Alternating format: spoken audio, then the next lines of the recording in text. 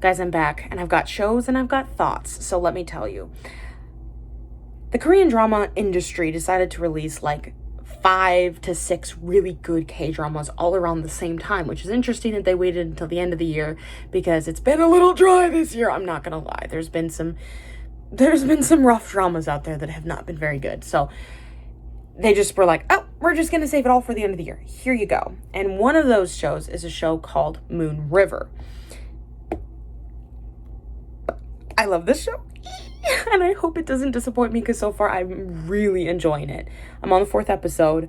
It's also a 14-episode show, so it's longer than what's been kind of coming out recently, which is interesting. Also, I was like, why didn't they just make it 16 episodes?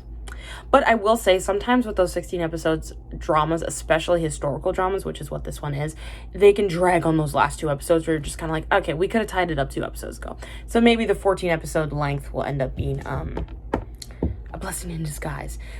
Okay, so it's a historical drama about the Crown Prince. Now, he's kind of seen as very, like, flippant and just kind of, like, carefree, la, la, la, la, la. He's just kind of, like, coasting.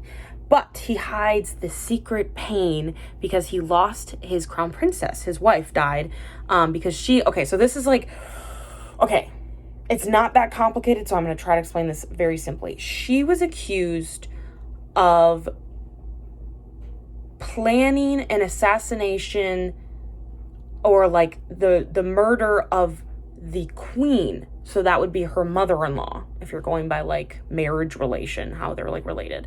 So she was basically accused of killing her mother-in-law, and she was given the choice between drinking poison and dying or that was her option. And then, but she decided to just jump into the river and drown because she was like, I don't want to take poison.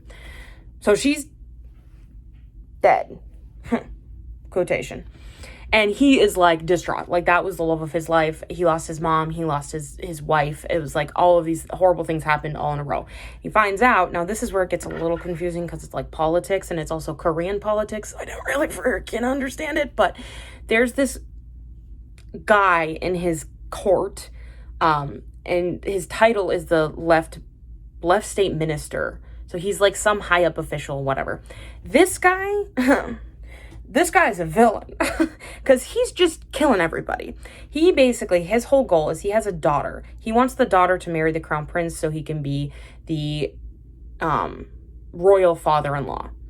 He's got his little slimy fingers in everything. He orchestrated the death of the crown princess. He orchestrated the death of the queen. He has fully convinced everyone that the king, the actual current ruling king, is like mentally unstable, and he has him essentially locked away. He's pulling the strings for everything. Okay, that's a big important part. He is the main villain. He's pulling the string for everything. And he told the crown prince that he was the one that killed his wife and his mom. Like, he literally was like, yeah, that was me, and now I'm gonna basically use you, essentially. And the crown prince is like, oh, slay, great, my life sucks. So he's kind of like just floating through life, okay? And then one day he meets this woman, a porter. She sells things. She's like a little, she's a merchant. She's a merchant, whatever. And he meets this woman. Looks just like his dead wife. Guys, it's his dead wife. Okay, so because that is his wife, she almost drowned, but then got rescued by her. I don't think we actually know how she technically survived yet. We just know that she didn't die. She got saved by like her lady in waiting or like some lady, whatever. And when she woke up, she had lost all of her memory. Oh my gosh, there's a second. Okay, hold on. I'm not gonna get distracted. She lost her memory. She does not know she's the crown princess. She does not remember anything.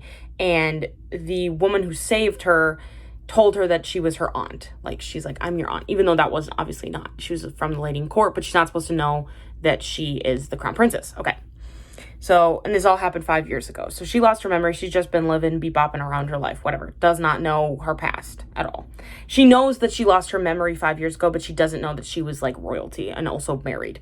Because also if she were to remember, she would be killed because she's supposed to be dead, right? So it would actually be bad if she found out who she was. So it's actually safer for her to not know. But anyways, so they keep interacting in, in a typical K-drama fashion, in a way that only in a show they would interact. But they keep interacting, and he's kind of losing his mind because he's like, oh my God, she looked like my wife. And they just have this weird, they have a complicated relationship, because it's like, she's like, well, I'm not your wife. Like, I'm sorry that I look like her, but like, I can't really help that. And there's just like different things where they're entangled throughout, whatever. That's that part of the plot. I'll get to them a little bit more. But I want to talk about the second couple, because this is the big reason I wanted to make a video. Buckle in, because it's confusing. The second female lead is the daughter of the left state minister. The daughter of the villain, if you will. She's also a villain. We hate her. I don't like her. I don't think you're supposed to like her. I'm not really sure. I can't stand her. She's in love with the disposed crown prince. So he was the firstborn, so he was supposed to be the crown prince, but then he got disposed and his mom got murdered. It's confusing because in the world of the like courts and everything, there's like so many children born, and technically the show gives off that the disposed crown prince and the current crown prince are cousins, but I think they're more like half brothers. I don't know if they share like a parent somewhere along the line, or if they are just literally cousins. I don't really know. The show kind of explained it at the beginning, but I don't really get it. They call each other cousin, though. That's like the term they use. So they're related in some context. So the disposed crown prince, or the crown prince, the disposed crown prince, okay? So the second female lead is in love with the disposed crown prince, okay? They're in love. They grew up together. They have this emotional bond, whatever. Great. They can't be together. They can't get married because she's supposed to marry the crown prince, whatever. She sucks. She attempts to kill the crown prince. She shoots him because she has this gun, because she's like different. She shoots him so that when he dies, her man can become the crown prince and she can marry her man, and then she becomes the crown princess, and then her dad becomes the royal in-law, even though he's like, oh, that's not my plan. How dare you have your own opinions, blah, blah, blah, blah. Because they're both insufferable. Now, here's the reason I don't like her. Despite the fact that she tried to kill the main character, that's like a whole separate issue. She is played by one of my least favorite Korean actresses that exists in the Korean drama industry. I have like 2 to 3 that I really don't like. She's might be top. She might be my least favorite. Now, you say, Caitlin, why don't you like her? For the sole purpose that she can't act. She is terrible. She has no expression. I think this character is supposed to be kind of callous and cold, and kind of like she'll do anything she can to get the man that she loves. But this actress is not giving that vibe. She's just giving passive, uninterested, unemotional, low-key, almost psychopathic vibes, because she's so emotionless, but not in a good way. You know how some actresses and actors can do emotionless and like a well done way? Not her. She's terrible. And I have seen her in more than one show. I have seen this girl. There was one show she did where I was like, okay, I can kind of, it's okay. Like, it's not amazing, but it's better.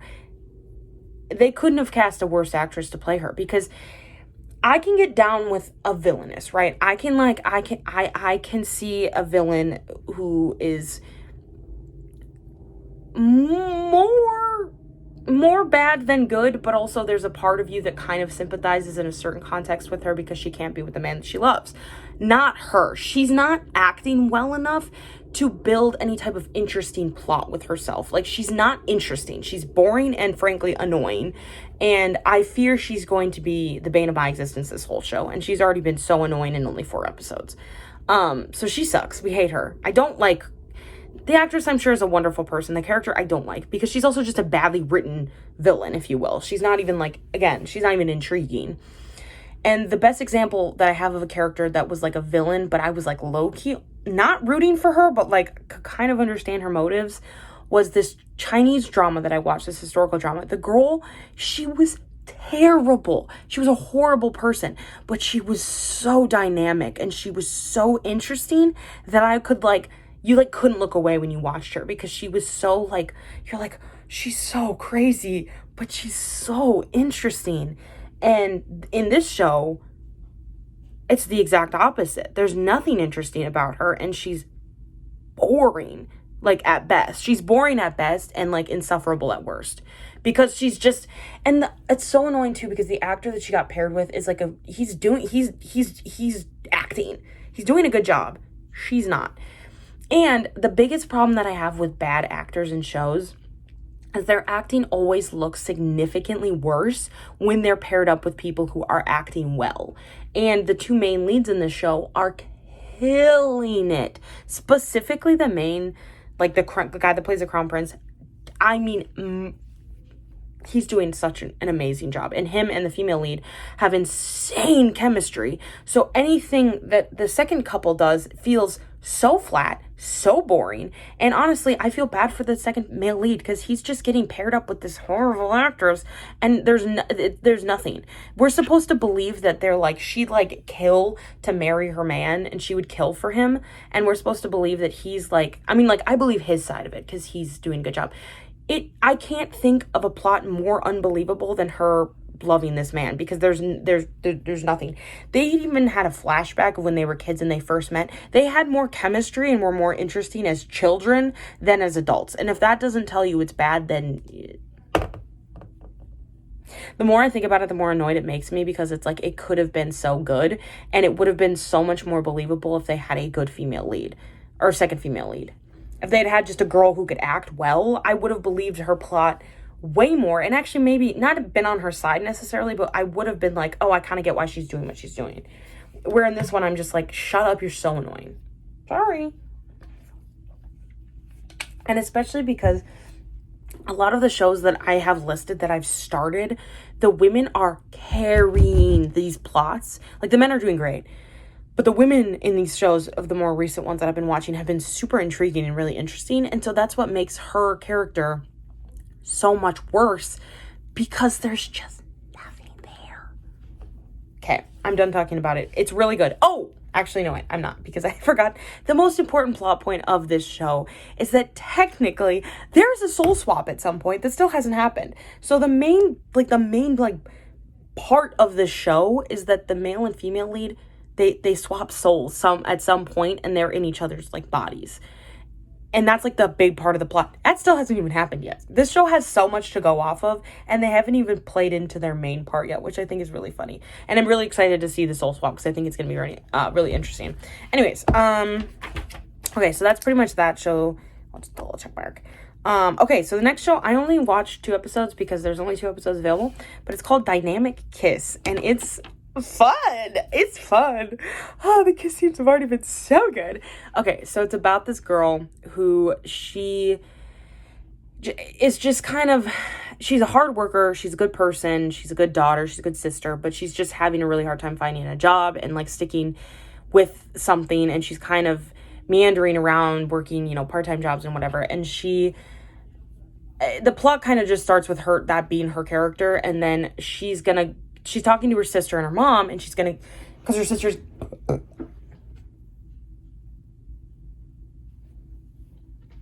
was really embarrassing. Anyways, excuse me. She's talking to her mom and sister because her sister's getting married. That's what I was trying to say. And her sister basically is like, I don't actually really want you to be at the wedding because I told my in-laws that like, that you're working overseas, that you're overseas because because she's not employed. And her sister sucks for other reasons as well. And so she's kind of like, oh, okay. But her sister's like, well, I got you this like paid vacation. You can go to Jeju Island and hang out. And she's like, okay. So she goes by herself. She's hanging out, whatever. She comes in contact with her ex and his girlfriend, which is a school friend of hers. So they have like school connections. Her ex sucks. We hate him. He's so annoying.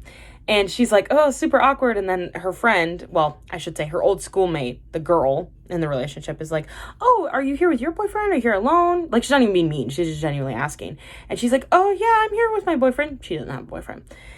And it's this really awkward interaction. And then they part ways. And then she's hanging out, trying to kind of like out on like where like the island is. It's like based off of the ocean, so there's like these really high like cliffs and whatever, and she's just kind of hanging out, and she sees this guy who's like freaking out right by the edge, and he's like screaming, he's throwing his arms, he's going, let's go, and he's freaking out. And she thinks of a time when she was like not okay and had gotten rejected from this job super horribly and was like low-key thinking about jumping off a bridge. And she thinks he's gonna kill himself. So she freaks out and she grabs onto him and she's like pulling him back, like, no, don't do this. You've got so much to live for. And he's like, what is wrong with you? And they end up like falling and he hurts his hand on this rock because he catches her head. Oh, also she was drunk. She'd been drinking a lot, so she was also tipsy. And then they end up at the hospital and he makes her pay the bill because he's just a little punk. He's like this rich boy. He has his own company. We love him though. He's hot. Anyways, so he makes her pay the bill because he's a jerk. And she's like, so she pays it or whatever. And then she ends up finding him again and is like, because they're staying at the same hotel, and is like arguing with him. And so the whole reason he's there though is because he's trying to actually recruit her ex-boyfriend to his company as like, not an investor, but he does something with IT or something, or like tech stuff. I don't know. They don't really explain it on the show. But anyways, he's trying to recruit her ex-boyfriend. So that's why he's there. And so then through matters of circumstance, the ex and his girlfriend see the two of them together, and she's like, oh, is this your boyfriend? And she's like, oh yeah, it is. And then she like takes his arm and is like pretending to be, so then they're like in this weird like thing where they're pretending to be a couple. And then the main male lead tells the boyfriend, he's like, oh, well, I have this party that I really want, you guys should come to, and like, you guys should come hang out. And so she gets basically dragged into pretending to be his ex-girlfriend or his girlfriend because he says he'll pay her. And she's like, I need money. So sure. She's like, I keep saying ex-girlfriend. She's like, I'll be your girlfriend for the night, whatever. Because they're like in this weird like back and forth of each other. And he like is like, I'll pay you, whatever, because you owe me because I hurt my hand. It's stupid. So she's like, okay, fine. And then they go on this whole spree where they go and then she gets this dress and then she gets all done up. She looks all pretty and he's like, oh, and it's all cute and whatever. So then they're at this party and they're talking with her ex-boyfriend. He's just being a jerk and she's trying to sell that they're a couple and it's like super awkward because they barely know each other and it's whatever, all this back and forth. And then there's a point when he confronts her, the ex-boyfriend confronts her, the main female lead, and is basically like, I know you're not actually a couple, blah, blah, blah. And he's also like literally like, hey, you want to come to a room later and like we can like work this out or like be together, like, ew, like gross, like propositioning her, super nasty. She's like, you're gross, no. And then that happens at some point in the show. This other stuff might happen first. I'm not going to lie. The timeline's a little confusing because there's a lot of back and forth. But anyways, that happens at one point and then we don't like him. We didn't like her ex to begin with, but especially after that. But there's a point where they're outside and the two of them are talking because she's like, oh, they're suspecting us. Like, what are we going to do? Like, he thinks that we're lying. And everyone starts to come out because there's about to be fireworks. And she sees her ex walking towards them and he's like looking at the two of them, like being suspicious. And so she kisses her boyfriend and he's like, you guys, he's like stunned. Like, I'm talking arms fall to the ground, just like, but not in like an open fish kind of way. Like, that's the open fish kiss where the eyes are open and their mouth is like, not like that. It happens, but they do it in a way that's not like weird, because I've seen shows before where it's like the other person's so shocked that they're getting kissed and it's like, girl, close your mouth. What are you doing? Anyways, and your eyes. Don't keep your eyes open. But he's just like shocked because his whole thing too is like, oh, true love doesn't exist, like blah, blah, blah. And he's kind of a cynic when it comes to love. And so she like pulls away and she's like, oh, sorry, like I had to do that because he looked like he was being suspicious and blah, blah. She's like explaining it and he's like, we should do that again. And then they make out and it's amazing. And then they basically are like hanging out and he's like, we should go on a date. Like, I want to do, like, I kissed you for personal reasons the second time. Like, I know you kissed me the first time, but like I did it the second time because I wanted to. And it's like, ah. And so then they have this really cute date and then they kiss some more and then some other stuff seems about to happen. And then she gets a call that her mother collapsed. Oh, you want to know why her mom collapsed? Well, because her sister and her new husband, basically her new husband had like lost a bunch of money in like crypto and then borrowed money from loan sharks. So the loan sharks are coming after them. So they have to leave. And then the daughter like puts up like the like mortgage and the equity and all that is like basically almost like it like just takes all the money from like their house fund essentially. So the mom collapses because of that. And so then our main girl has to go see her mom and she like leaves without saying goodbye to him. And it's like kind of sad, and then they get separated, and then a bunch of time passes. She's just trying to make ends meet. She's just trying to figure out a way to like survive and pay her mom's bills, essentially. And he keeps trying to find her, but he can't find her, and he hasn't seen her and I don't know, at this point I think it's been like probably close to like a month, maybe a few weeks. They don't really give a timeline. Anyways, so all that happens, but the whole point of the plot, the whole thing that starts the whole plot off, is that she starts to work at I can hint myself. She takes a job that's specifically for mothers with children under the age of 6. She does not have a kid, but she justifies it because she's like, she has like a friend that lives, because they like the house they live in is like 2 floors, and she has a friend that lives above them with his son, and she's like, oh, well, technically there's a kid in my house. She's desperate. Girlie's desperate, so she says she's married and has a kid. Okay, like, I get it. I get why she lied. It makes sense. She's desperate. And so the company that she starts working at is like the subdivision of the main male lead's dad's company, and he's given that position, and he's got like a whole side thing with his family. His family sucks, except for his mom. And basically his dad gives him a position in the company, and his older sister is like over more of the business stuff, and she basically gives him a position in the like company that's like doomed to fail type of thing. Like, she's purposely trying to like hire moms who aren't going to be who might not be, reliable or whatever in her world. And so our main character gets hired into that group, and he's the head of that group. So then they interact again, and then he finds out that she's married and has a kid, and so he's super mad at her, obviously, as he kind of should be, even though obviously it's not true. But she's not backing down because she's like, I need this job. So anyways, that's their dynamic, is that they're working at he's her boss, and he thinks that she lied, and she did lie, but like, she lied because she needed a job, but she's not actually married, and she doesn't actually have a kid, whatever. And then in the preview for the next episode, she's asking her best friend to pretend to be her husband, because she said that was her husband and his son was her son. And there have been some concerns on my side that they're going to try to do a love triangle between her best friend, her, and the guy that she likes. But I don't think so, because there's a different female lead in the show that I think is going to end up with her best friend. So I don't think they're going to do he's in love with his best friend, but like he can't confess, and then I don't think they're doing that in this one, which is good, because holy cow, it would drive me insane if they were. I'm tired of love triangles. But anyways, that's basically the plot. It's really fun. I've really enjoyed it. The 2 main characters have great chemistry. They've had some amazing kisses in the first 2 episodes, so I'm here for it getting better. Okay, the last show I want to talk about, it's a weird name. I don't know why it's called this. I really, truly don't. It's called Spirit Fingers.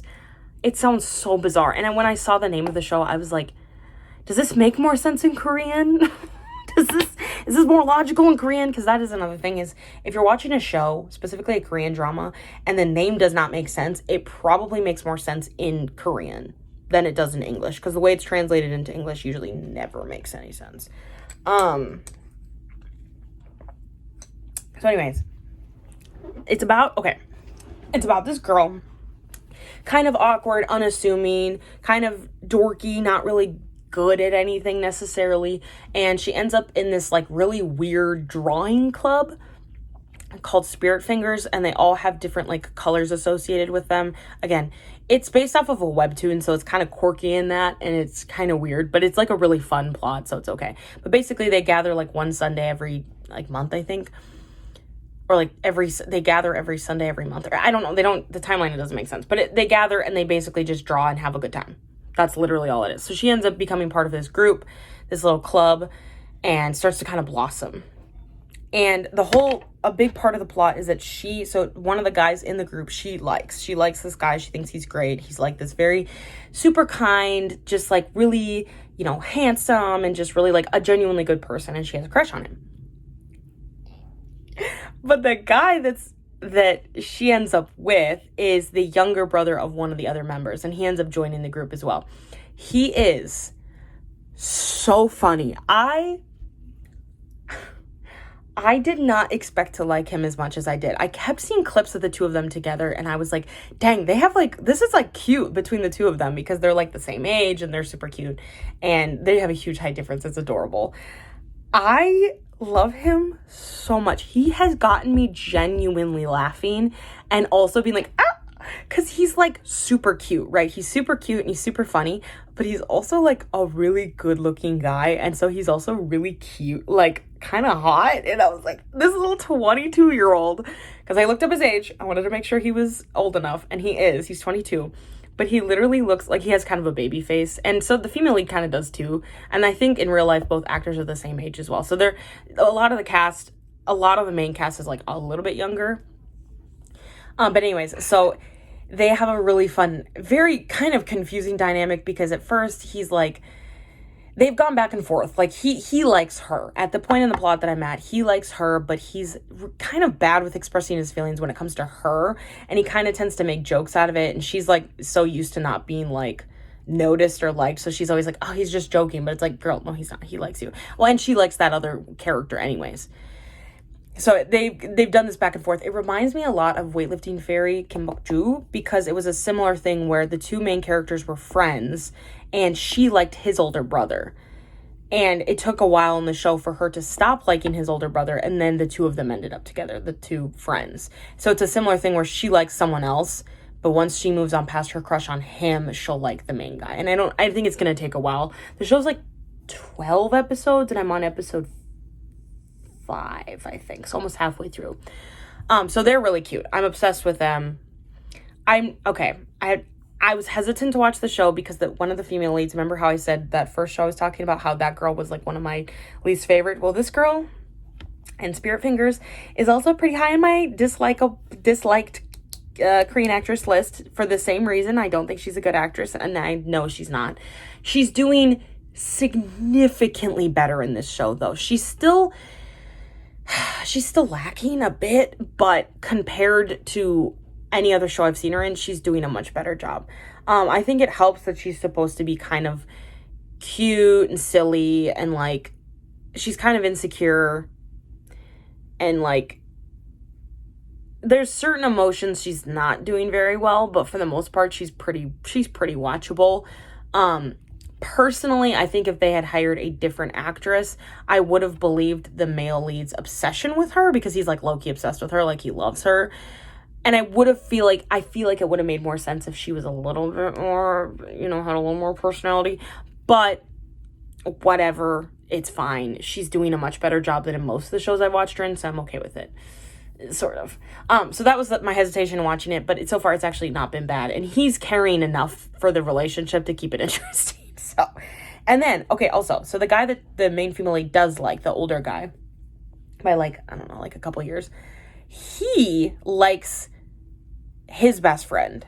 And he had this line, guys, oh my gosh, I was like, low-key, like, because they have this, like, they're best friends, but everyone's like, oh, aren't you guys gonna date, blah, blah, blah, blah. And she's like, no way, never, I don't see him as a man, blah, blah, blah. And it's like, girl, shut up, yeah, you do. I like them, though. They have a really interesting, like, push and pull, like, dynamic of where it's like he likes her, and he has made it known that he likes her, but she's like, no, we should just stay friends, because if something happens, and then, we date, and then we break up, and then we won't be, like, that would be so sad, but he's like, I don't care, he goes, what did he say? He was like, when I get married, I'm not gonna have a female friend. So he's basically like, you either, like, are with me, or we're, like, not friends, which... He did say something that was like a tiny bit problematic, because he said something like, he was like, I didn't get into this friendship for just the friendship, or a relationship just for the friendship, or something like that. And it's like, oh, okay, so you're just saying that you wouldn't have even looked at her, and you wouldn't have even been friends with her if you didn't want her, and you didn't want to just date her, and you didn't want to just genuinely be friends. But I don't think he meant it like that. I think he meant it more like, when I became friends with you and then started liking you, I didn't want to just stay friends with you. Like, I wanted to be best friends with you, but also be in love with you because I like you. I think that was what he meant, but they just worded it a little weird, and I was like, oh. But also the thing is, to be fair, he's kind of valid in that, because they've known each other for a really, really long time, and I think he's liked her for a really, really long time, and he's kind of over it. He's like, I like you, I want to be with you, but you just won't even give it a chance. Because there's a part where they're talking, it hasn't happened in the show yet, but it happens at some point, where she says something like, well, if we dated, we'd have to kiss, and like, that's whatever, weird, or whatever she says, and then he kisses her, and it's like, oh, oh wait, maybe there's something here. And I know some people be like, oh, he's just forcing his like affections on her. But it's like, here's the thing. I think she does also like him, but she's in denial about it because she doesn't want to ruin their friendship. And she's worried that if they date and then break up, it'll ruin their friendship type of thing. I think that's the vibe. Also, this character, the main female lead, has the worst mom ever. She sucks. I can't stand her. Holy cow. And it's so weird because I've seen that actress in a different show where she played a mom and she was just as insufferable. She's really good at playing terrible moms, and it's kind of like, I think she has kids in real life. I'm like, I really hope you're a good mom because you're really good at playing a terrible mom. Because she's awful. And like very just, I don't like her. Also, the main female lead has two friends. Like, she has two girls that she's friends with and has been friends with the whole time. The one girl, I swear, has been preying on her downfall. She is the worst. Like, there have been so many scenes with this girl where I was like, she is not your friend. Like, she's mean. And, like, if you had a friend, if you look at situations like this in real life, so say you had a friend who, like, genuinely just was kind of just mean all the time. Like, just kind of put you down, kind of was, like, just genuinely not nice, and you're just like, oh, well, it's just my friend. No, girl, she's not your friend. And I think they're going to try to give her a redemption arc. I was like, ugh. But the other friend, because it's like a trio, the other girl, it's the voice of reason in this trio friendship, and she like called the other girl out where she was like, hey, she's never gotten mad at you before, and like defended herself about this because she was like making fun of her for something. It was so dumb. She was just being mean, and she called her out on it. So it's like, one thing she did say too, though, she was like, you're both suffering from inferiority complex. She's like, you both are like, for your own, like, you're super insecure and she's also insecure. Like, you both are like, need to like work through that before you can like, whatever. And I was so happy when she told her, because the one girl who like the main character, she doesn't like get angry. She's very agreeable. She's kind of a pushover. And she was like, oh, should I apologize? Like, is she okay? Did you talk to her? And she's like, her friend was like, no. She's like, don't apologize. She goes, if you're going to get all mad, don't just immediately like back, like erase that. She's like, let her apologize and like, let's move on. And I was like, I also don't think you guys should be friends anymore, like that with the other girl, because I think she's toxic and terrible and super annoying. Also, okay, this is so dumb. I have to talk about it, though, because it annoyed me, like, a lot more than it should have, because it was so dumb and such a side comment. But the main guy, for some reason, the main male lead, he has this thing about how he poops, like, a lot. Like, it's just part of the comedy of the show. I don't know why. And I'm guessing it has something to do, again, with the webtoon that it's based on, because I'm pretty sure it is based on, like, a webtoon. And he just poops a lot. I don't know. It's, like, part of his character. It's supposed to be funny, whatever. But there was a conversation that the three friends were having where she was, like, they were talking about that for some reason. Again, weird. And the one girl was like, oh, well, everyone poops. Like, who cares? Like, it's, like, whatever. And the other girl, who's the really annoying one that I don't like, she's, like, a big fan of this idol. Like, this idol in this show. She's like, there's some famous guy she likes. And she's like, well, he doesn't poop. Like, he doesn't poop. And she's like, her other friend's like, yeah, he does. They proceeded to then argue about that for, like, there was so many back and forth. And I literally was, like, sitting here going, not only is this really kind of weird, but also the fact that this girl is one of those fans that thinks her favorite idol doesn't poop. It was, like, driving me insane. And I know that's so dumb and it's all fake, but I think what bothers me is there's real people like that in like K-pop fans that like literally think that their idol could do no wrong and get to the point of like, he doesn't poop. I'm like, you do realize that if someone doesn't poop, that's like bad. You need to. That's like part of bodily functions. It's like this idea that idols aren't human and that they just do things, they don't do normal human functions. And again, I know this is such a weird thing to care about, but for whatever reason, it annoyed me so much because I was like, I already don't like this character, and now she's like the level of delusional that's like, hey, you need to go to a psychiatrist. You're so insane. Anyways, I had to get that off my chest because it was bothering me so much because I thought it was so stupid. All of that to say, I actually really do like the show, despite the few side plots. I really think the main reason I like it is because of the main lead. Like, he is just carrying this whole show on his back, and he's doing a great job. And he's so cute. Oh my gosh, I'm obsessed with him. He's so cute. There's those like 6 to 7 younger-ish actors who are like between the ages of like 21 and like 24, 25 that are only like a few years younger than me, but for some reason they're really young, but they're so good at acting and they're so interesting that I'm just like, I like those ones. And he's now in that list because I'm obsessed with him and he's so cute and I love him. Anyways. Okay, that's all I have to say. 35 minutes later, I've gotten all my thoughts off my chest. Here you go. Enjoy. Or don't. I don't really care.